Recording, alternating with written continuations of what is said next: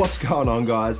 So as you can see, I decided to get myself a UDIRC 1/12 scale brushed monster truck, or the UDIRC. You're probably wondering why it hasn't got any front wheels on it at the moment.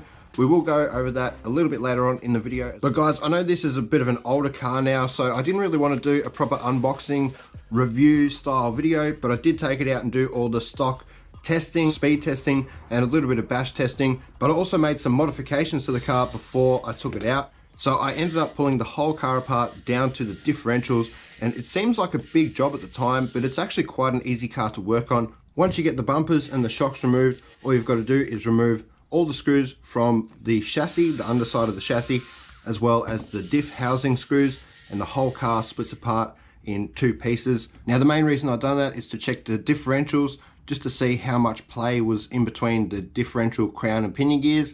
And as you can see, there was quite a bit of movement there. So I did put a 0.3mm 8x10 shim on the crown gear side, and that definitely eliminated a lot of that play. And I also put 50,000 weight diff oil in the front differential, which is just a preference of mine, and that definitely helped with stability. But the stock wheels are quite slippery. It was a little bit of a handful to control on the road, but it does grip up okay on the dirt. All right, so now we may as well go and have a look at all the footage, see how fast I got, see how it bashed with the stock standard system, and then we'll come back and have a little bit of a talk about that wheel, because I think I know what may have caused the damage. All right, all set up, got the GPS switched on, and we already got satellites. We'll just have to wait for this council worker to go past. I did also bring a LiPo battery, so I'll try a LiPo as well. We'll see what we can do on the stock 2000 milliamp lithium ion battery 2S. Doesn't seem overly fast though. Definitely looks good.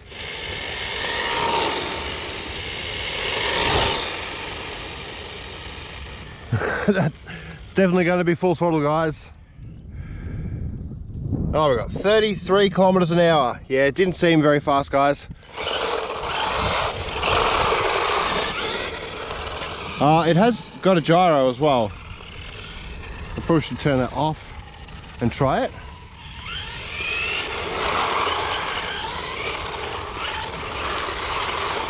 These wheels are so slippery.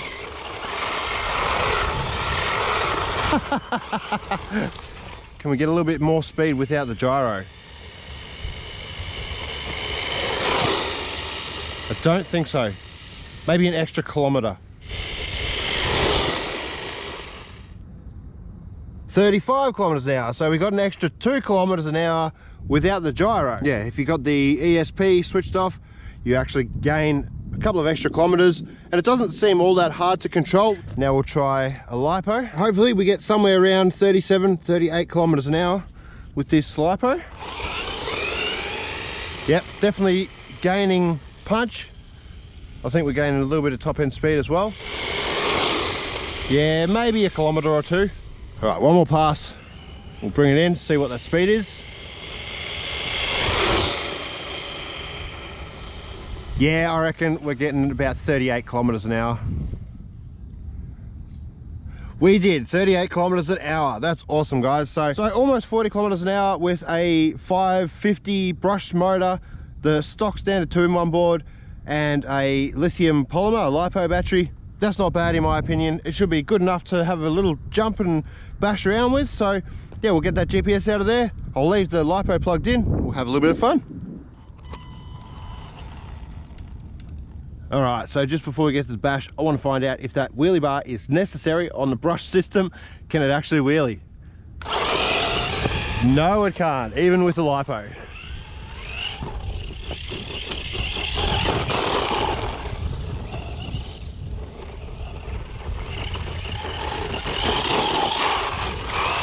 Oh yeah, the wheels are super slippery. I thought that they are a pretty hard compound.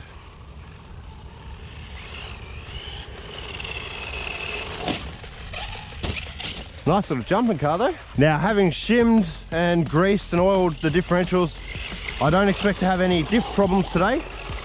We might have some other issues.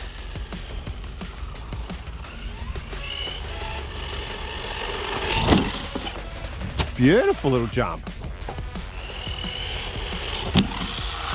Oh, wasn't sure whether to go for a backflip then. Probably should have.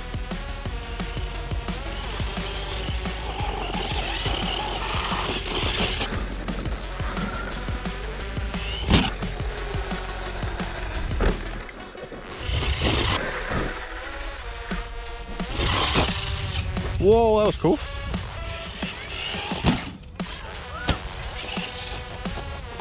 Nice.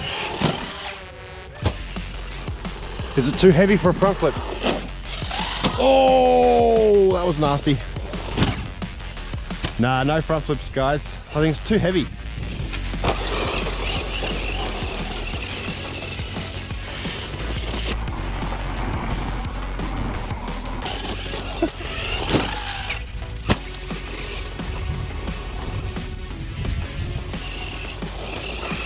Yeah, the steering's not great.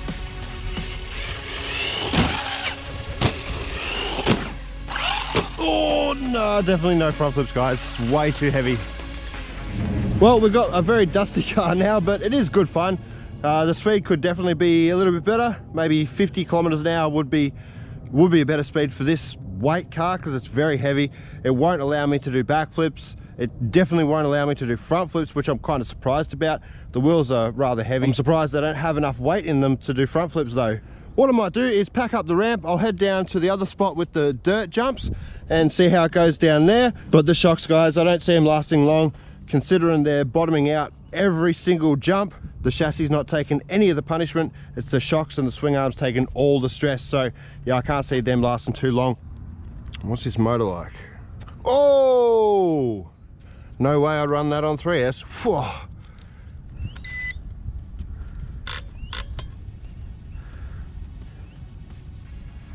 Come on. Come on. Sink in. There we go. Takes its time to sink in, this car. Oh wow, how slow is the lithium ion?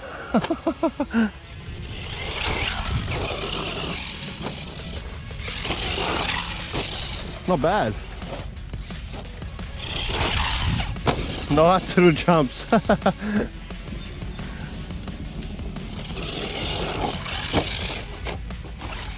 Get some weird stacks with this.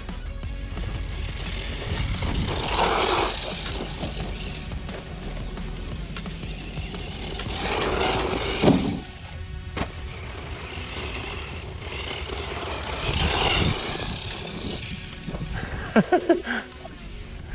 definitely a fun little car.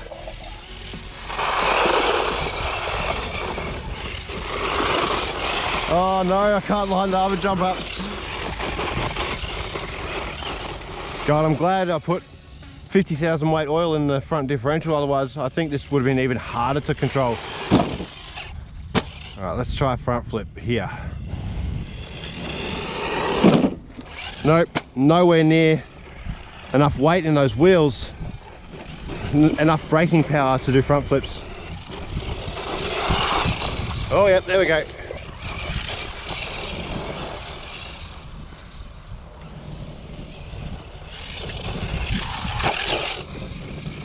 Oh no, that's low voltage. Okay, no it's not. What? The battery just went to low voltage and then went back to normal. Oh, I don't know what's going on with this car. I don't think it's low voltage anymore.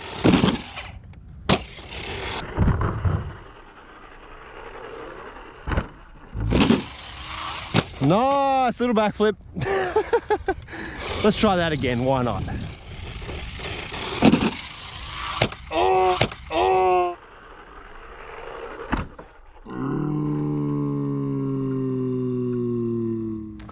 All right, what did we break? We definitely broke something. Broke the wheel. Still got the lock nut on there. We've got the hex on there.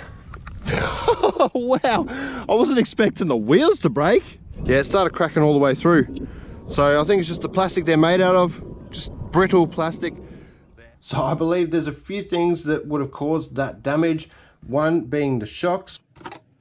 Now it may be a little bit hard to see on camera, but the shock body is actually longer than the shock shaft, which means it doesn't have much travel. And since they have quite large wheels on them, that means the chassis will never bottom out because the travel isn't long enough for the chassis to reach the ground. if you put smaller wheels on it, the wheels should be small enough for the amount of travel. But the other issue I found was the shock retainer or the spring retainer. The bottom shock cap is actually too wide to fit inside that raised part there, which is basically eliminating a couple of millimeters of travel. Now I have actually tried these shocks with standard spring retainers and they work much better. You get a little bit more travel and the chassis can almost bottom out, which will definitely make a difference in preventing damage to the wheels as well as the drive shafts and the swing arms, and probably the shocks themselves. But luckily I found another one on eBay Australia. This was through a private seller. It was just missing the instruction guide. So everything is brand new, got all the spare parts and everything. Full set of spare wheels. So at least we can get that wheel swapped over for the next video. That will be a brushless conversion video, guys. I want to see how this goes with the little brushless kit. But I'll also be swapping the spring retainers over and seeing how long those wheels last then. I think this would be the other contributing factor. These weigh around 15 to 16 grams, which is extremely heavy for a wheel hex. But being steel, they've got no play. The wheels being brittle material, this is not going to help at all. I did weigh a standard plastic wheel hex and it was 0.5 grams, so there is a massive difference in weight there. And like I said, the plastic ones will have a little bit of give as well. That wheel probably would have lasted a little bit longer with the plastic wheel hex. Guys, I think this is going to be an absolute beast with the little brushless system, but we definitely have to protect those wheels and those swing arms. Alright guys, cheers, catch you in the next video, and as always, stay safe.